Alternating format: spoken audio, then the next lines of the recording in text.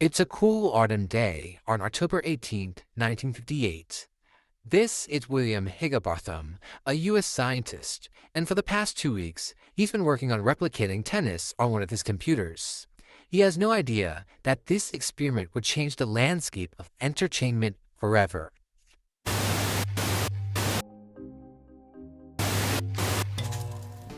Our story begins in the 1960s, otherwise known as the Decade of Change. There was, in fact, a lot of change, including the civil rights movement, the women's rights movement, and a growing frenzy of anti-war communities. William Higginbotham recognized this change and thought that computers could be used for something more. Using a 1961 type oscilloscope, he programmed a simple tennis game for entertainment. Its name? Tennis 4-2, and while it may have been simple, it kicked off the video game industry for years to come. Video games in the 1960s would have an explosion of growth, characterized by the birth of the company Atari. Games like Space War and Pong would lead to millions of sales, ending the birth of video games and leading us into the 1990s. The 90s kicked off with the rise of sports and video games. Every day, you would have some element of sports in your life. Basketball, American football, baseball were rapidly growing, leading to the invention of sporting video games. EA Sports would release Madden in 1990, racking in about $1.4 billion in sales, while 2K released NBA 2K in 1999, getting about $50 million. These games revolutionized the gaming industry through quick 3D players, which were realistic and entertaining to the general public. But wait, what about tennis? Wasn't that the point of the video, going over tennis video games? Well, tennis had two very obscure problems with video games. First, there was no true star to lead a tennis game franchise. When you think of basketball in the 90s, our minds drift to people like Shaq or Michael Jordan. These players were the reason why people played basketball games to begin with, because they liked playing with players they supported. Michael Jordan, in fact, was one of the most influential people in the 90s. Tennis did not have a true star. The second problem with tennis video games was with age, specifically an age gap. As we already know, tennis stereotypically has been more of an older sport. However, in the 90s, it was magnified. Almost all of its audience was above 50 years old. This older audience meant companies like EA Sports and 2K were reluctant for a tennis video game, thus slowing development. It may not mean nothing to y'all. The 2010s brought the pinnacle of sports viewership and hype around the world, and for the first time in a long time, tennis was growing too in popularity.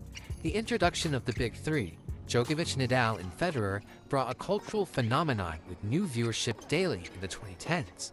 The Big Three's fast, exciting matches brought youth eye with sports like basketball and American football, increasing hype for a new tennis video game brought up by EA Sports or 2K.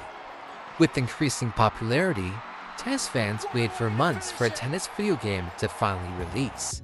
Finally, 2K Sports decided to take a chance on tennis. They developed Topspin 4, the first true 3D tennis player video game. When released, it took the tennis community by storm, with high ratings and a 7.9 on IMDb. Topspin 4 was considered one of the most aesthetically pleasing and realistic games in the 2010s. It had perfect game mechanics and introduced the gaming world to a career mode. However, while good within the tennis community, it struggled to sell even 1 million copies worldwide, which the 2K sporting company considered a flop. With that, the 2K permanently closed the Topspin tennis franchise, leaving tennis games in uncertainty.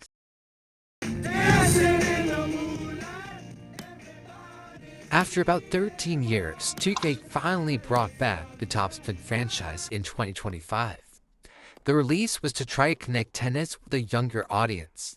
However, on the surface, it may have seemed good with great graphics, but there was core gameplay issues and a lack of player variety. It was just one of those games that was good and mediocre, but it wasn't necessarily great.